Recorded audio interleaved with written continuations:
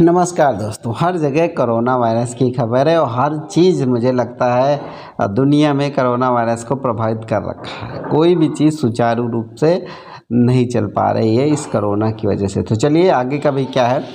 Corona virus कोविड-19 के कारण उत्पन्न असाधारण परिस्थितियों के दृष्टिगत प्रदेश में संचालित समस्त शिक्षा बोर्डों के समस्त विद्यालयों द्वारा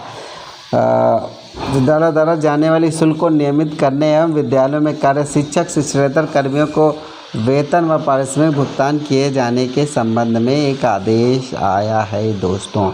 इस आदेश को मैं सीधे पढ़ा देता हूँ आपको बिना देरी के, बिना टाइम वेस्ट किए। दोस्तों टाइम वेस्ट करना मुझे भी अच्छा नहीं लगता है दोस्तों। तुरंत बात की बात हो, मुद्दे की बात हो। तो ये रही मुद्दे की बात। ये लेटर है, जारी हुआ है 20 मई का। ये देखिए तारीख पड़ी हुई है। कोरोना वायरस को उत्पन्न असाधारण परिस्थितियों का आपको मैंने विषय बता ही दिया है, कुछ खास नहीं है। इसके अंतर्गत देखिए क्या क्या बातें कही गई हैं, इसको मैं आपको डिकोड करने की कोशिश करता हूँ और मैं भी समझता हूँ। कोविड-19 की महामारी के कारण कई परिवार आर्थिक रूप से प्रभावित हुए हैं। कोविड-19 वायरस के फैलाव व संक्रमण पर नियंत्रण करने हेतु यद्यपि कुछ समय के लिए विद्यालय बंद किए गए, परंतु ऑनलाइन पठन पाठन कार्य जारी है तथा विद्यालयों द्वारा छात्रों से शुल्क भी प्राप्त किया जा रहा है। विद्यालयों में कार्य शिक्षक व शिक्षणेतर कर्मचारियों के वेतन को भी सुनिश्चित किया जाना आवश्यक है, जिससे कि उनके परिवारों को कोई आर्थिक कठिनाई ना उत्पन्न हो। तो पहली लाइन से दोस्तों स्पष्ट हो रहा है कि फीस सब लोग वसूलहीन हैं।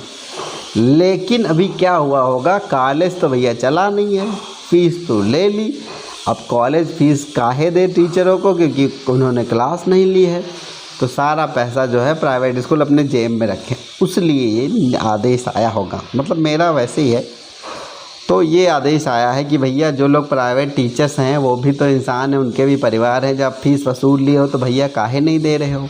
चलिए आगे पॉइंट के बारे में बात कर लेते हैं। आगे पॉइंट क्या कहता है, तीसरे पॉइंट, उक्त के संबंध में मुझे यह कहने का निर्देश हुआ है कि प्रदेश में संचालित समस्त शिक्षा बोर्डों के समस्त विद्यालयों में संबंध शासन द्वारा सम्यक विचारों प्रयान छात्र हित व जनहित में निम्नलिखित निर्णय लिए गए हैं। प्रदेश में ये देखिए, प्रदेश में संचालित समस्त शिक्षा बोर्डों के समस्त विद्यालयों द्वारा शैक्षणिक सत्र 2021-22 के लिए शुल्क वृद्धि ना की जाए, यानी फीस ना बढ़ाई जाए, पिछले वर्ष की भांति फीस रखा जाए। चलिए आगे चलते हैं। और छात्र छात्राओं के अनुसार शैक्षणिक शुल्क लिया जाए। यदि किसी विद्यालय द्वारा शैक्षणिक सत्र 21-22 में शुल्क अगर बढ़ाए के वसूल लिए गई है तो वो जो मतलब भर की रखो, बाकी जो बढ़ाई है उसको वापस कर दे, समायोजित कर लो अगले महीने में, ठीक है, एडजस्ट कर लो, वापस नहीं कर सकते। दूसरा क्या है, जब तक विद्यालय में भौतिक रूप से ऑफलाइन परीक्षा संपादित नहीं की जा रही है तब तक परीक्षा शुल्क छात्रों से ना लिया जाए। इसी प्रकार विद्यालय बंद रहने की अवधि तक क्रीड़ा, बस वाला, ये सारी चीज़ें अभी आगे बताऊंगा। तो इस चीज़ को पहले समझ लीजिए। जब तक ऑफलाइन, दो बातें हो गई, जब तक ऑफलाइन कक्षाएं संपादित नहीं हो रही हैं तब तक छात्रों से शुल्क ना लिया जाए, ठीक है, ये बात कही।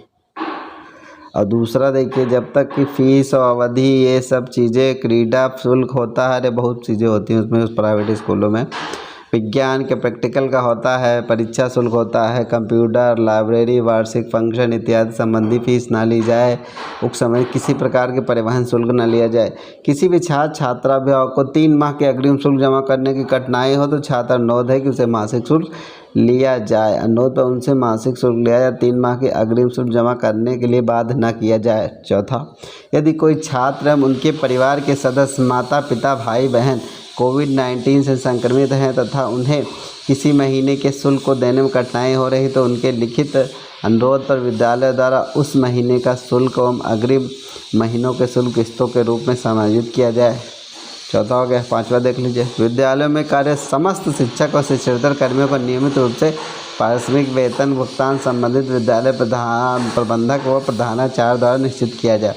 नंबर 4 के बारे में, उपरोक्त आदेशों का कड़ाई से अनुपालन कर सुनिश्चित किया। यदि विद्यालय द्वारा शुल्क आदि संबंध में उक्त आदेशों का अनुपालन सुनिश्चित किए जाने से शिथिलता बरती जाती है तो उत्तर प्रदेश स्वघोषित स्वतंत्र विद्यालय शुल्क निर्धारण अधिनियम 2018 की ये धारा लिखी हुई है, जिला शुल्क नियामक के समक्ष छात्रों को प्रस्तुत की जा सकती है। उपरोक्त व्यवस्थाओं को नियमित व अनुश्रवण जिला विद्यालय निरीक्षक यानी जो होते हैं इनको द्वारा किया जाए छात्र छात्राओं को कठिनाई ना हो, किसी भी छात्र छात्राओं को कठिनाई ना हो। तो इस लेटर में कुछ बातें क्लियर हैं, मतलब कुछ बातें क्लियर हुई हैं, कुछ बातें क्लियर नहीं हुई हैं। तो जो बातें ये हैं, एक तो कर फीस वसूल, एक मैं बता देता हूँ छोटी सी बात है।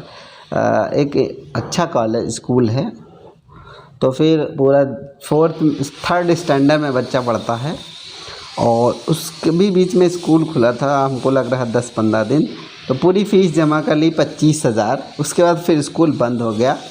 अब उस स्कूल ने फ़ीस तो वसूल ली, अब उस टीचरों को फ़ीस तो मुझे नहीं लगता है पैसा दिया होगा, क्योंकि स्कूल खुला नहीं, टीचर घर में बैठ रहे होंगे, ऑनलाइन भी कुछ पढ़ाया नहीं गया, तो सारा पैसा तो वो स्कूल ले गया होगा। ठीक है, अब इस लेटर में 2 बातें कही गई, 2-3 क्या बहुत सारी बातें, उसमें मुझे एक बात समझ में आती है कि अगर पैसा नहीं लोगे तो टीचर को दोगे क्या।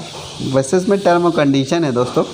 चलिए, मैं इसमें पचड़े में नहीं पड़ता, मेरा काम था पढ़ना, मैंने पढ़ दिया, बाकी आपको सूचना मैंने दे दी।